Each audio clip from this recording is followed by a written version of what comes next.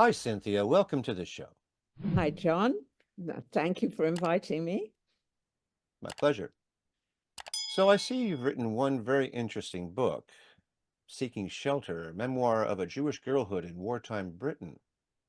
That's a subject that I can really sink my teeth into, kind of close to my heart as well. But before we get into your book, I'm sure you have a story to tell about yourself and who you are and your background and where this all started for you. I was born in England, in London, in 1933, the year that Hitler came to power. And I was a very privileged child because not only did my parents dote on me, they thought I was terrific and they were very loving parents, but my extended family, my grandmother and my mother's siblings, they had no other children in the family. And they thought that I was the best thing since sliced bread. So I was surrounded by a lot of love and adoration. My father had a store in Croydon, which was a suburb of London, but is now part of Greater London. It's a very good town, or it was, and it still is a very good town for business. There's a lot of retail, and there always has been. And he had a paint and wallpaper shop, which was the same business as his father had. His parents lived in Wales, where my grandfather had come in 1904. So my parents were both born in Britain, my mother in London, my father in Wales. And, it was the Depression. It was hard to make a living, but they managed. And then on September the 3rd, as most people know, Britain declared war on Germany, and our lives immediately changed. Um, I was, and we knew that, or my parents knew, were certain that we were going to be invaded by the Germans, and they also were sure that that we were going to we were going to be bombed, and so there was a huge effort throughout England in the urban areas to get children out of the cities. Right. And they didn't want me to be sent to strangers, which was what thousands of children were sent to stay in the countryside. But we had relatives in Wales. And so my mother took me to Wales. I was 6 years old. And that was the first time that I was evacuated to my other grandparents. Now, my other grandmother was dying of cancer. And in that house, I was really a pain because I was this spoiled brat, and nobody took any notice of me because all the attention was on my grandmother. I was very miserable there, but even though I was only 6, I was able to read and write, and so my mother and I corresponded. I still have some of her letters. I even have one of mine from that time, from when I was 6. And then everybody thought it was a false alarm. And I described this in the book, how they felt that it was a false alarm, and it was a period between September 39 and September 1940 that was called the phony war, because the war was being fought on the oceans and in Europe, but nothing happened in England. We weren't bombed, so people brought their children home from evacuation. A lot of the children were miserable. The London children found themselves in the country where, they'd never seen a cow before. They thought that milk came in bottles, and uh, and so, and my parents also, because I was very miserable and because nothing happened, they brought me home at the end of January in 1940. My grandmother died the middle of February, so you can imagine what the household was like. And things went along. Rationing started, which I deal with a lot in my book because I ended up being in the food industry. Okay. And I think that my interest in food was started very young with rationing.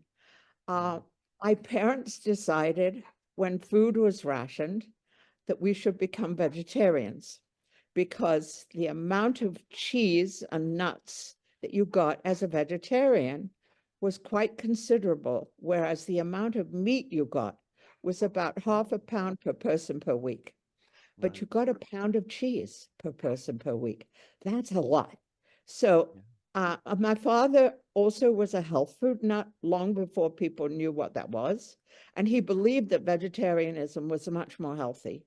So between those things, they signed an oath to say that they would eat neither fish, flesh, nor fowl for the rest of the war. And we were vegetarians. In addition to which, because you only got 2 eggs a week, even if you're a vegetarian per person, that would be 6 eggs for the 3 of us. We started to keep chickens. And so we had hens in our backyard. My father built a hen house and a run for the hens, and we had eggs throughout the war. My father closed his business in 1939, and he joined the fire service. He became a fireman. Right. He initially, people who joined the fire service, men who joined the fire service, were somewhat castigated because, and I know that this was a reason that my father joined the fire service. They knew that it was what's called a reserved occupation and that it would have some danger, but he knew he would not be shipped overseas. However, that disapproval went away when the Blitz started in September 1940, because they were busy fighting fires, they were digging people out from under the rubble, and so they also became heroes of the war, and my father was one of those. Wow. I start to get back to why did I write this book, which is kind of a jump backwards. As I grew older, I thought I really regretted not talking to my grandmother about what her childhood was like. So I thought, I'll write things for my children. I have 3 kids. They were adults in 1990. They had little children of their own, and they couldn't care less about their ancestry or my family. So I thought if I wrote stuff down that when they got to be older and the kids were out of the house, they would be interested, and I was right on point. And so I encourage other people to, if they're not a writer, use a tape recorder and record your memories for your kids, because even if they're not interested now, they may be interested later. And I have found that that's exactly what happened. And when I was writing these pieces, I took classes at Sarah Lawrence University. And when I started writing these pieces, I was just writing about my family. But because the war was for me, from age 6 to 12, that kept on creeping into these memoir pieces. And my teacher, whose name was Charles Salzberg, he's still teaching, kept on saying to me, Cynthia, people don't know about this. They know about the battles. They know about Winston Churchill's speeches. They know a lot, but they don't know what it was like to live day to day, what it was like to live under rationing and food shortages, and where everybody got what was called an allotment of earth that in the local park, where they were expected to grow their own vegetables. So I followed his advice, and eventually it became a book. and it's about my life from age 6 to 12 throughout World War II. Okay.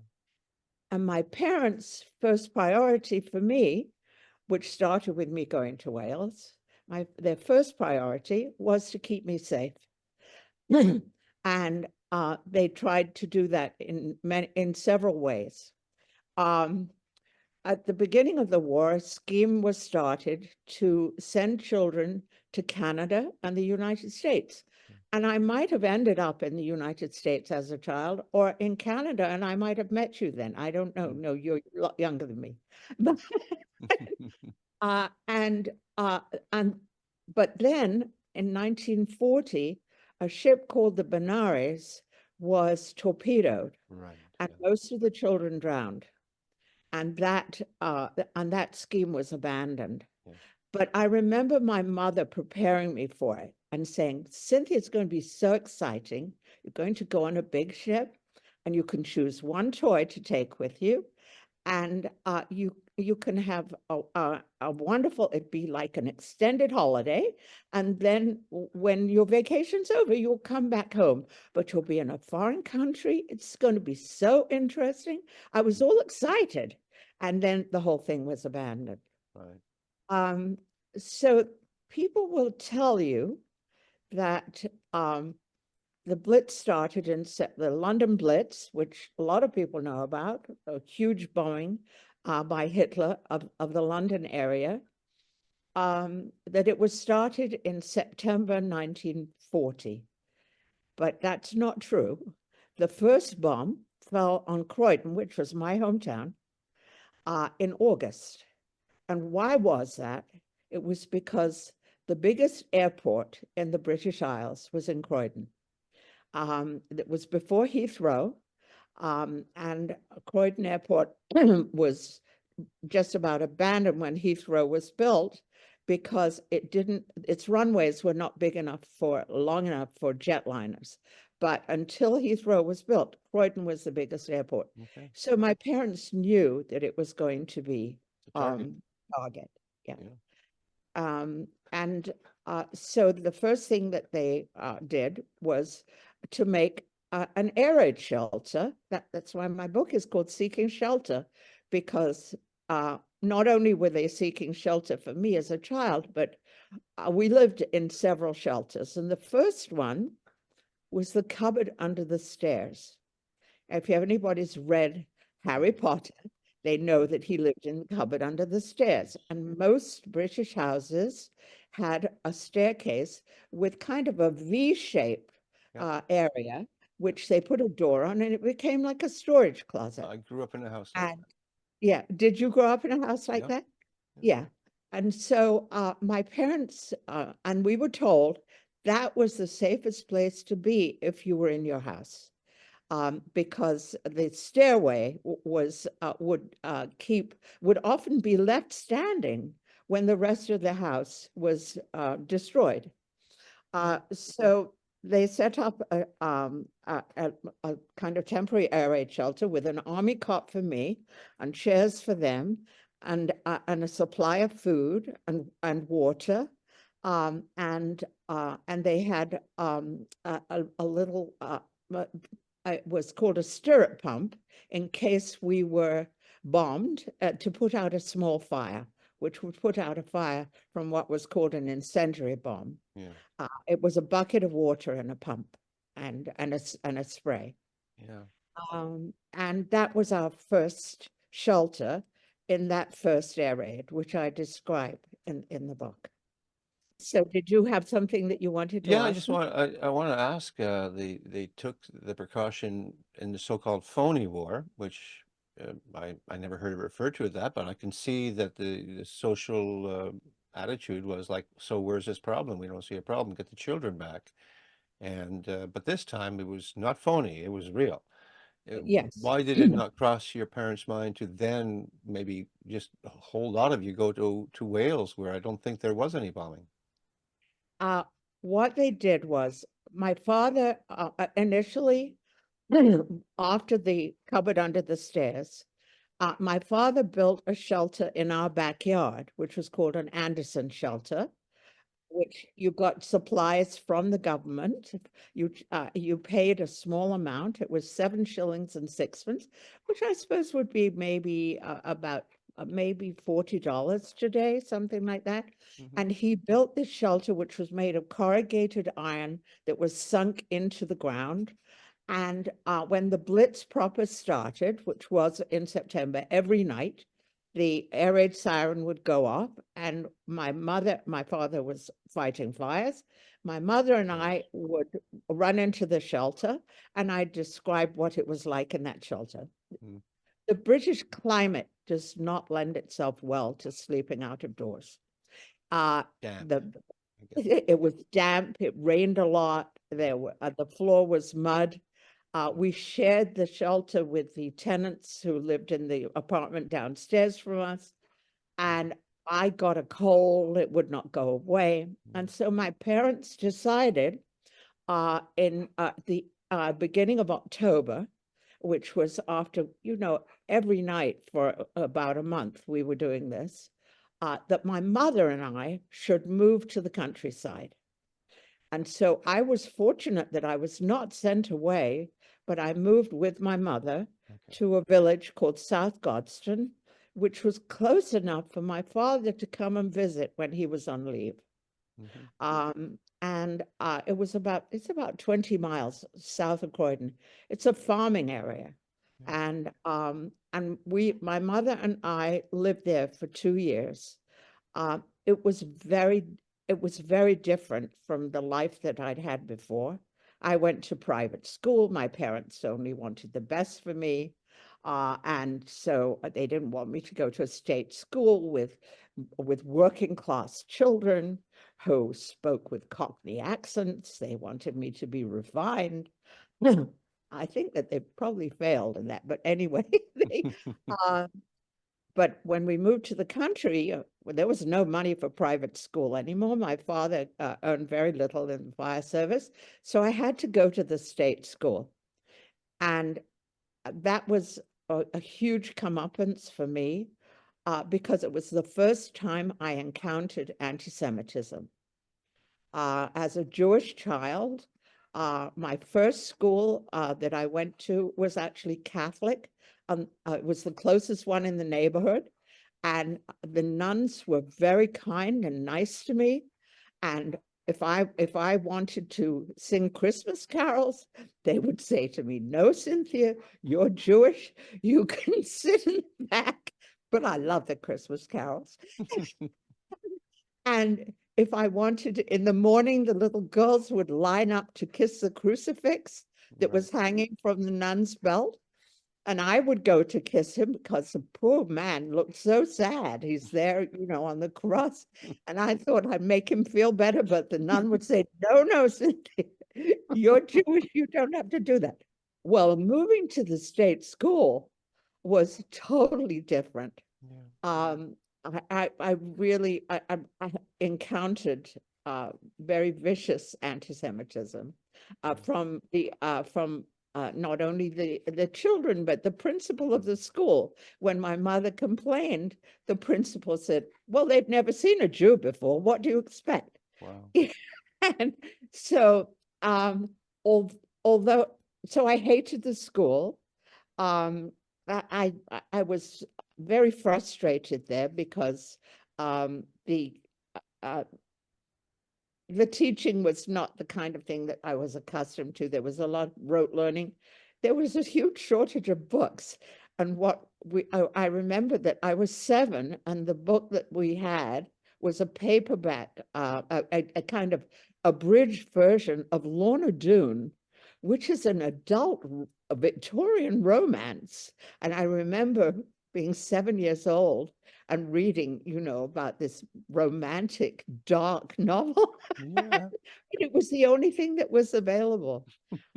So then the Blitz died down, and it seemed to be quiet. And in 1942, after 2 years away, we moved back. We moved back to Croydon, and I started the school, which was a private school where I eventually graduated from.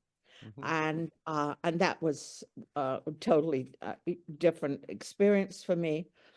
There was still an anti-Semitic vibe, because there aren't, and there were not that many Jews in England, and I did have one girl say to me that my mommy says that it's because of Jews like you that we're in this war. Why don't you go back to where you came from? Yeah, that line, yeah. It's, you know, it's very au courant. And so, but and things were fairly quiet as far as the war was concerned. And then it was D-Day in June 1944. And at the same time as D-Day, Hitler's secret weapon was an unmanned rocket called the V1. And V1s, I could read you a little bit about it from the book. Would that be okay? Oh, sure, please do. Yeah. Oh, okay, because the experience of V1s raining down on London was far more terrifying than the Luftwaffe air raids we'd experienced during the Blitz. Luftwaffe pilots had dropped bombs from airplanes aiming for specific targets, but V1s had no pilots, so they seemed particularly sinister. They were launched across the Channel from German-controlled parts of the French and Dutch coasts. During the Blitz, nearly all the air raids had happened at night, but doodlebugs, as we call them, flew over us around the clock, causing terror and devastation as they rained mostly over the south of England. From June to the middle of September 1944, 162 doodlebugs landed on Croydon, destroying more than 1,000 buildings and damaging more than 57,000 others. Over 200 people were killed and nearly 2,000 were injured. When the air raid sirens wailed, my stomach dropped like lead, and I had to run to the bathroom quickly to avoid messing in my pants. Sitting in the toilet with my eyes screwed tightly shut, I would try to breathe deeply to calm my fear before running to the shelter. And then we were in a raid. They weren't really raids. They came day and night because they didn't have to be under the cover of night. There were no human beings in them. And so my mother and I were walking to school, and then we heard a doodlebug overhead. And what would happen with the doodlebugs was they would go until they ran out of fuel. And when they ran out of fuel, the engine would cut out and there would be this deathly silence. And you could hear the whoosh of them overhead. And you would wait for them to drop, sometimes 30 seconds, sometimes a little bit more. We saw this thing overhead and the rocket exploded about 100 yards away. Glass shattered out of hundreds of windows. The ground shook under us and several nearby buildings collapsed, crashing down with a deafening din. My mother and I lay there together. At first, I thought she must have died. Her weight was so heavy on top of me. But then she started to tremble uncontrollably, and I heaved a sigh of relief as I realized she was still alive. We waited for the noise of crumbling bricks and tinkling glass to stop. At last, when all was quiet, we staggered to our feet, shaking, and brushed the dirt off our grazed hands and knees. Dust was swirling all around, making us cough. My knees felt as if they were melting as we walked the last few yards into the school building. And so, you know, everybody was focused on D-Day and on the invasion, which we listened to. It was the first time you were ever able to listen to direct broadcasts from the battlefield. And so we would tune into the BBC, which was the only radio that there was, and listen every night to the reports from the battlefield. there was a signature tune before those reports came in, and it was called Lily Bolero. And I remember it to this day. Went da da da da da da da da da da da da da da da da da. This cheerful little tune, and then you'd hear the crashes and the gunshots, and it was almost, if you closed your eyes, you could imagine that you were there. Wow. And then that was from June to September. The flying bombs were falling. And then subsequently there were V2s, which were bigger and stronger, and they went further. And one of them landed at the end of my grandmother's street, and a cabinet fell on top of her, and it hit her in the eye. So she lost the sight of that eye. And she used to say for the rest of her life, I'm blind in one eye and I can't see out of the other one. So that was all part, even though my grandmother was Polish, but she had picked up the stiff upper lip from the British. Yeah. And then, of course, in 1945 was VE Day.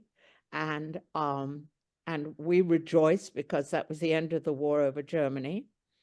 And then, of course, subsequently, the atom bombs fell on Hiroshima and Nagasaki. And I don't want to say that I'm ashamed to say it, because what did we know? I was 12 years old when that happened. And I remember the photograph on the front page of the paper in the morning with the mushroom cloud. And we went to school and we rejoiced and we danced. Why? Because we knew that was going to be the end of the war, that we would finally know what peace was going to be like. And of course, it was not until I read John Hersey's book, Hiroshima, that I realized what the meaning of that, of atomic energy meant, what it signified, which that came out, I don't know what year, maybe 2 or 3 years later, when he described so graphically, and it had originally been printed in the New Yorker, what happened when a bomb like that drops. So I think that my experience is valid for people today. Absolutely. Because war is always with us. However much we want there to be a peaceful world, it will come somewhere or other. And my experience is parallel in many ways to what children experience in war. So that's why I think the book should be a valuable record, because as you can tell, it's told from a child's point of view. On the cover, is that a picture of you? Yes, that's me when I was 11. You submitted that photo to your to a designer and they came up with that? Is that how that worked? Oh, yeah. Well, it was my idea to have some kind of a photograph like that on the cover.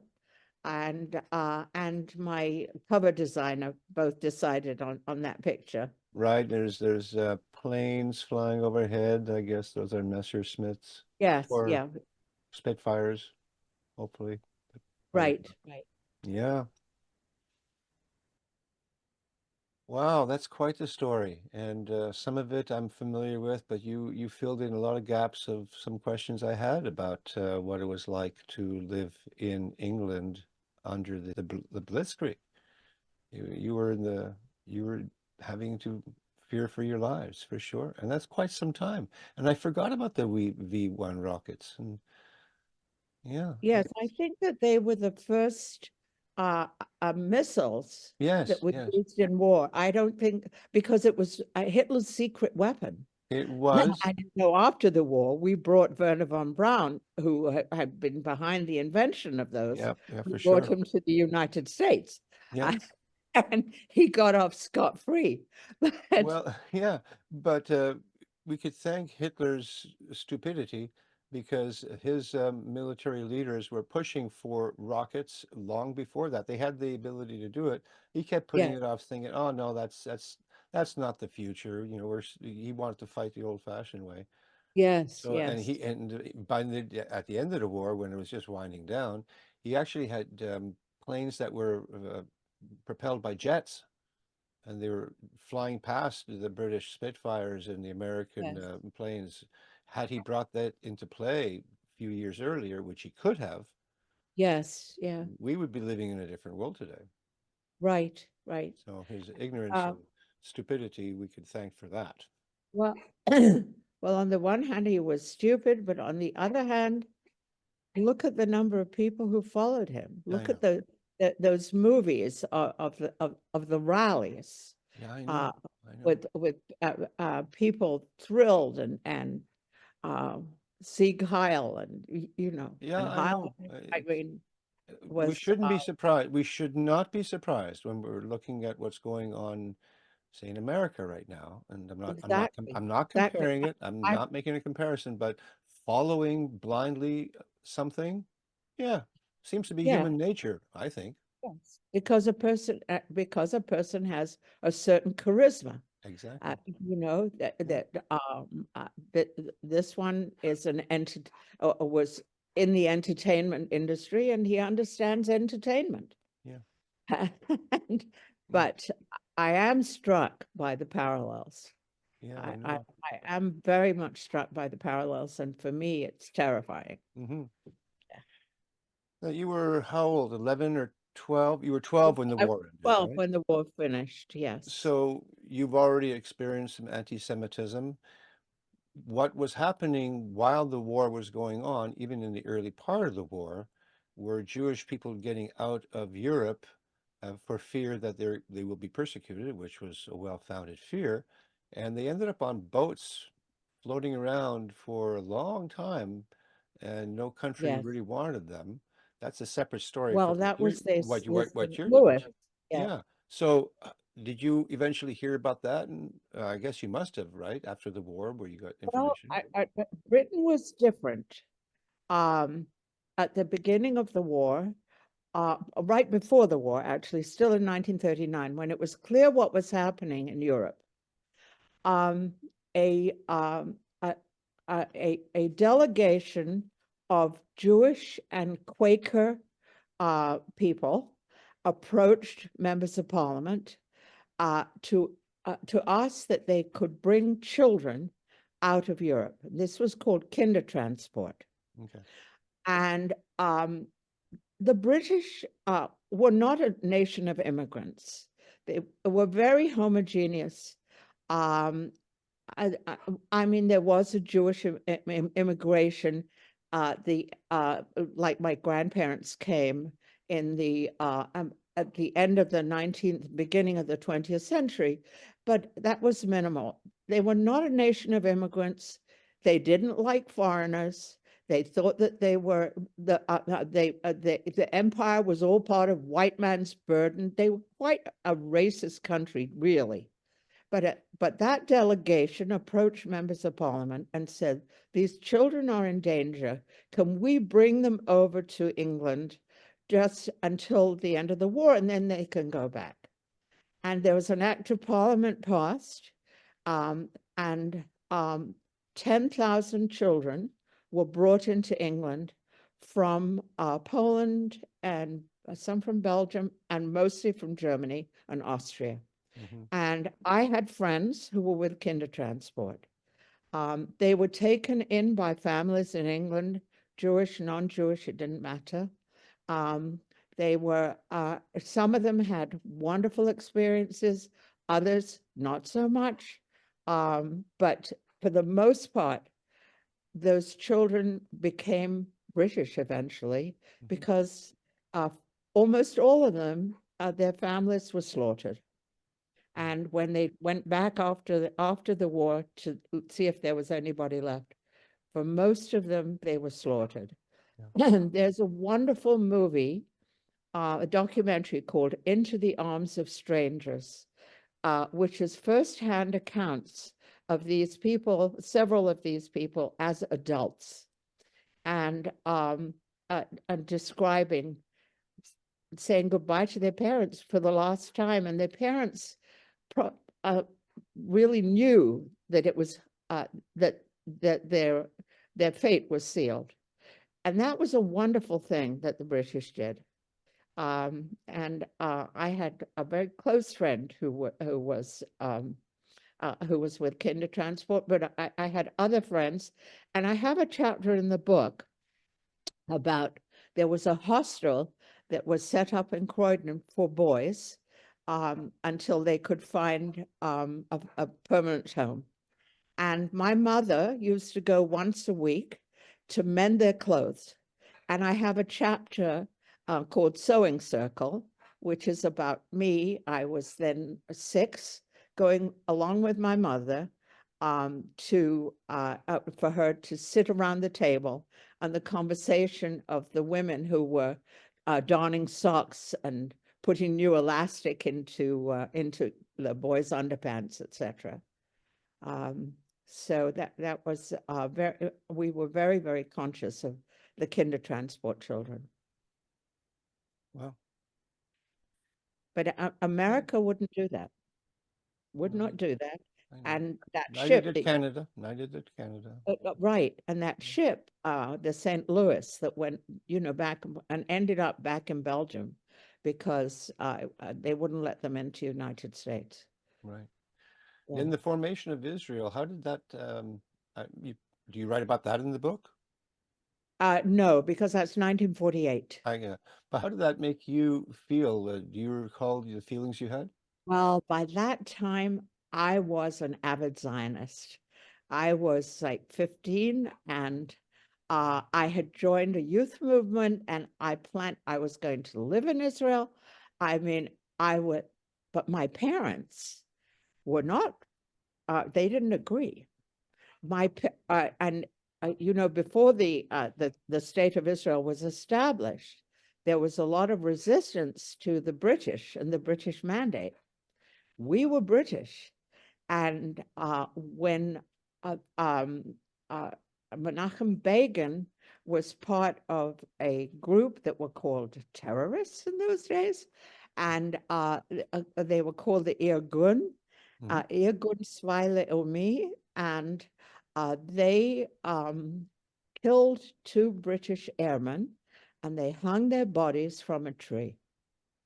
It was on the front page of the Daily Telegraph. And there was a quote in the newspaper from Ben Hecht, who was a writer in Hollywood, very well-known writer. He wrote a lot of scripts. You can still see old movies. The script is by Ben Hecht. And he said, every time a British soldier is killed in the land of Palestine, every Jew should light a little candle in their hearts. Mm. My parents thought that we were going to be murdered. We were English, and my parents were horrified by this killing of the British airmen. I remember this very clearly, and they thought it was terrible. And of course, all the British papers had a very British slant at the time. The empire was, we didn't know, but was kind of crumbling away. Yeah. But they were terrified. But meanwhile, I was an adolescent rebel, and I wasn't thrilled by that event. I was equally horrified by it. But I really believed that there should be a state of Israel, and that was where I was going to live. Okay. But you never ended living there, did you? Well, I fell in love. Okay, of course. Fell in love with an American architect. So I ended up, I emigrated to a different country. Yeah. For sure. Yes. So the Nuremberg trials took place, and you must have, with your opinion on the whole subject, must have been following that closely. I don't remember following them that closely at that time. I think that I was more involved in my own rebellion. Okay. then, but certainly I knew about them, and but there was no TV. Well, there was TV, but we didn't have one, so Right. we were still relying on the radio and Radio news. for sure. Yeah. And yes, and of course, at the end of the war, we discovered my grandmother's family were all in Poland, and we discovered that about maybe 40 members of her family had been in Auschwitz, and there were two survivors. Um, and they got in touch. Actually, that's in the epilogue of my book. There were two survivors, and they were put in a displaced persons camp in Germany. And it was run by or it was overseen, those camps, by General Patton. Patton was quite anti-Semitic himself. And who did he hire for guards in that camp but ex-guards from the concentration camps? Oh boy. So my two cousins escaped at night, and they remembered my grandmother's address. And they wrote to my grandmother's address, and my uncle immediately got in touch with them, got passage to Australia for them. Mhm. And we wanted, the family wanted to bring them to England on their way to Australia so that they could meet, family members. Yeah. British wouldn't let them in. Mm. They'd had enough of letting foreigners in after the Yeah. war, and even for a vacation, they wouldn't let them in. So they went to Paris, and my uncle and aunt went to Paris to meet them and gave them their tickets to Australia that they'd paid for. And they established lives in Australia, where we had a lot of other family who Yeah. had emigrated in the 20s. And so that was that that was I think that I was more focused on, especially finding out when we really found out when the concentration camps were liberated, and you saw those terrible movies Mm. of human skeletons Yeah. and people who were so hungry that when they ate, they died because they couldn't, their digestive systems couldn't handle the food, and they died. I mean, this Yeah. was all in the news. Yeah. And Mm. so, uh, and um, and for years, and I think that this is important to me.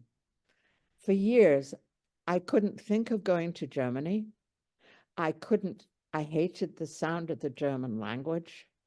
We wouldn't buy anything German. I mean, was boycotted. The hatred within us was so strong. But would I go to Germany today? Yes, I would, because Germany has done an amazing job of recognizing their history, of educating their population, and of paying reparations to people. They have really dealt with their past in such a wonderful way. And, and so even though things look so hopeless, I think of what happened in Ireland too, Yeah. you Sure. know, Yeah. the same kind of thing. I think nothing is hopeless, that if you give it enough time, that maybe there is hope for these enmities, which are so, the hatred is so entrenched when they're fresh and raw. Yeah. But I hope that as time passes, that can dissipate, because with those two countries, it's happened and it's been going on for, you know, over 100 years with Hundreds Germany. of years. Oh no, World really War hundreds. One Yeah. and World War Oh yeah, Two. hundreds of years. Yes, yeah. And I personally, I think it's social discontent when prices of things going up, out of houses out of reach of people who would work hard and they have to have two jobs. In our privileged part of the world in the Western society, I can't speak for what goes on in some of the Eastern countries, they have their own problems there, and the African countries certainly have their own set of problems. But when we're talking about England, Canada, United States, and Germany as well. And if you look at the Yes. leader of Hungary right now, Oh my God. Yes. why is this going on? Why are things swinging so far to the right? And I think it's public discontent, and they want to make things great again, whatever that means, or they just they're not happy. But the anxiety that we're all feeling it. There's no need to jump to having to point to a certain group of people and say, well, there's our problem right there, the Jewish people Yes. or the gay people or whatever Yeah. whatever you Yeah. don't like. That's the problem. We can't let Right. Muslims into their country. These Yes. are crazy ideas. Yes. And but at the same time, I understand why they exist. When there's social discontent, people want to find solutions, and quite often they look in the wrong places. And and everybody is looking for somebody to blame. Yeah, Yeah. exactly. Yeah. Yeah. So, having written this book, what do your adult children now think of it? Oh, they loved it. They promoted it to their friends. I mean, Excellent. and they also said, of course, a lot of the stories in there they've heard, their family stories, but they all three of them said, but there were a whole lot of things that we did not know. Yeah. And so they were very happy to read it. Yes, they're thrilled. I mean, they're now, Mm. my grandchildren are grown-ups. So, Right. Sure. Of and course they are. my grandchildren have loved them, have Yeah. loved it. Yeah. So, so it's been very nice to be able to share that with the family, which was actually my original intention, came to pass. So Yeah. that was probably the most important thing. Yes. Absolutely. Absolutely. Yes. It's something to, it's a legacy, something to leave behind that's very tangible and can be passed down over and Yes. over again. It's wonderful. It's better than an inheritance, in my opinion. Um, but uh, but besides that, what are sales like overall for you? Oh, well, um, nowadays you have to promote your own sales. Uh, Regular publishers don't really, like Harcourt Brace or, Faber and Faber, whoever, they used to really do a lot for their writers. No more. I have friends who have published with big houses. I publish with with a small independent publisher. And so I've had to do my own promotion. And so I don't complain about the sales, because what good does that do? Well, But that's the truth. but talks like this one usually promote a nice little bump in sales, I hope. Yeah. And the book's available from bookstores as well as from Amazon.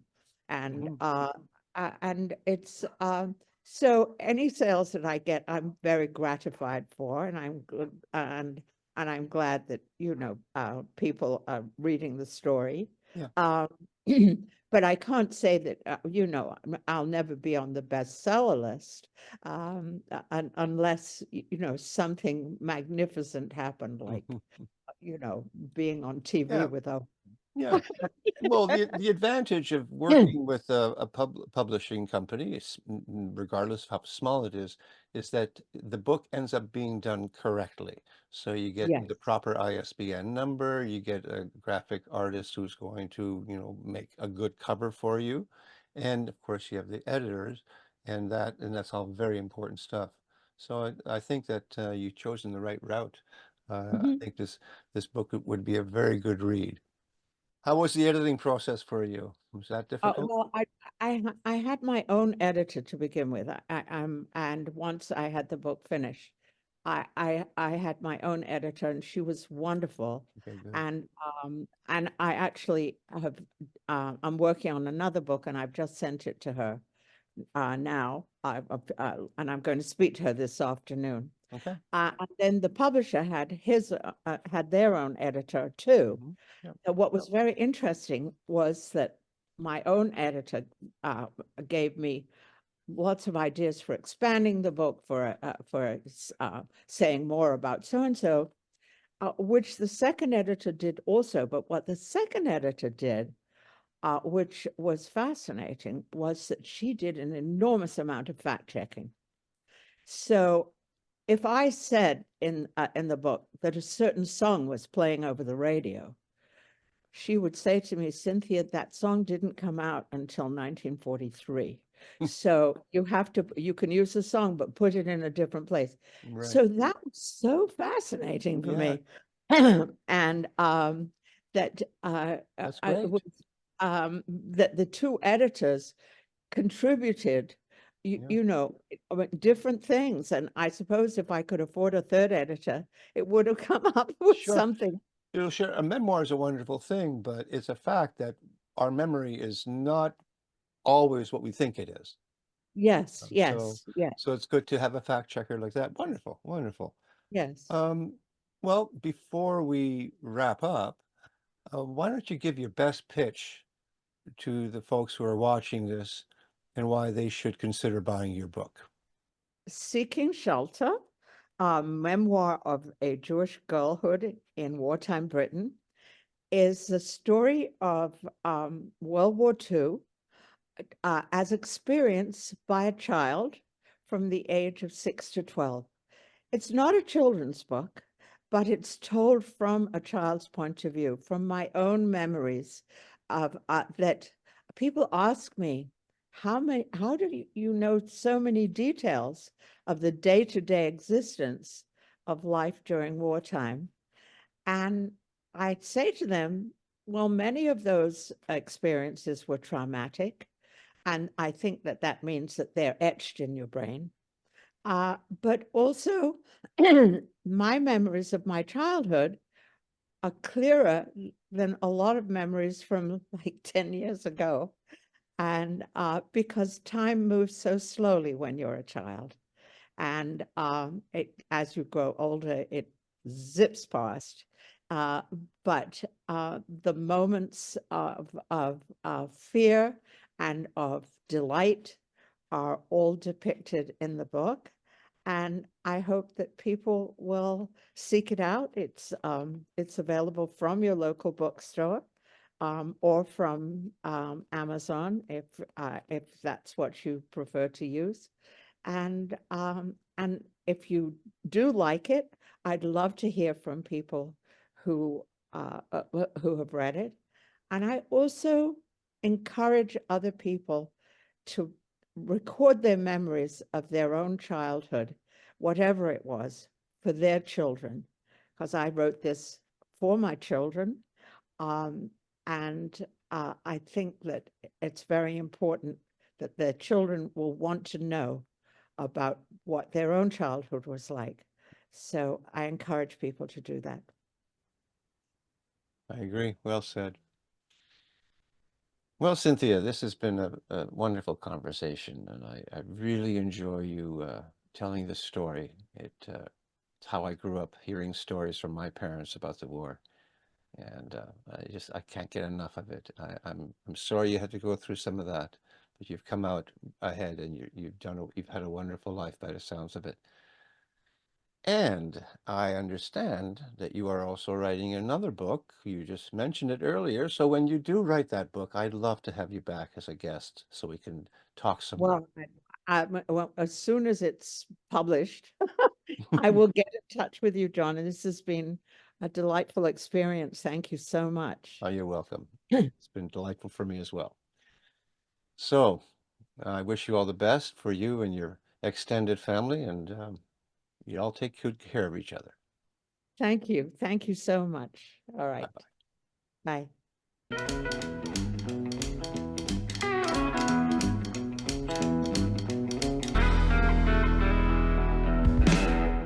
Thank you for watching. If you like what I do here on Tell Me About Your Book, then please consider hitting that like button and leaving a comment. You can also subscribe and ring that bell because I release 2 episodes per week, one on Wednesdays and one on Saturdays. And if you are an author, I would love to hear from you. Until such time, keep on writing and be kind to one another.